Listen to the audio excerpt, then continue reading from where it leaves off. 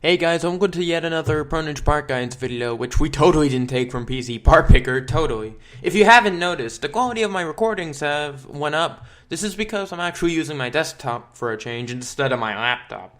Last time I was using a super buggy emulation of MGS1 at low FPSs, and now I'm playing at 60 FPS with no drops. Let's get on to the synopsis. This build is a very funny build indeed. The build is meant for a few things. For one, it needs to be able to run dual monitors, and needs to be able to run visual novel games. The reason for the first is because we've got to play our visual novel dating sims while watching hentai at the same time. For that, we'll be on a $700 budget because darn those monitors are expensive. The build includes an Intel quad-core with 4GB of RAM, 2TB of storage, and a 750 Ti. There should be an annotation to the build in the top left corner if you want more information. For the CPU, we're going with the i5-4460. You may ask me why I'm not going for an i3 or a Pentium G3258, and I'll answer you with emulators. You see, when you want to play a nice visual novel on a PS2, but don't have a PS2 and also want to multitask with watching some videos, you need a quad-core, because two of the cores are being worked by the emulator.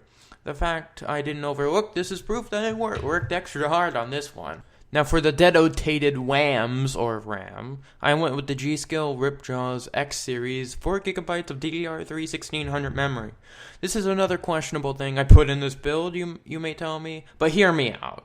When you're playing ultra non-intensive games such as visual novels, you don't need a boatload of RAM. If you want more RAM, you can just download it, right? Streaming services totally have download WAM features whenever you use them, right?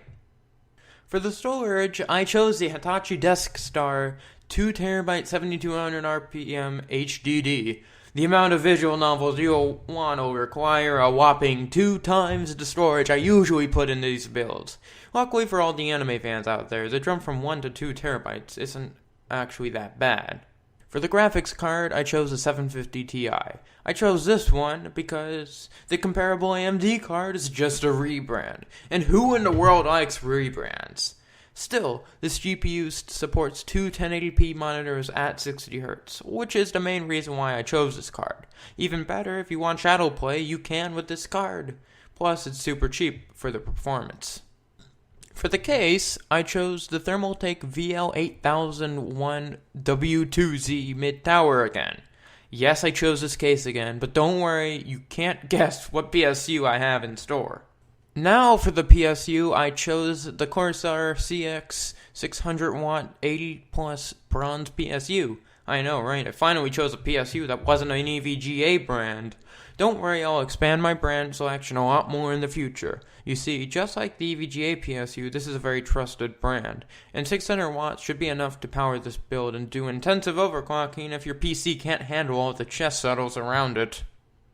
And finally, for the two monitors that I chose the Acer UMWV6AA-B01 1080p monitors. As a user of an Acer monitor, I can say that I'm pretty sure this will get the job done. Plus, it's $100 and it's a 1080p monitor, and doesn't skimp on the frequency, which are the most important parts of a monitor in my opinion. Really, there isn't much more to say about this one.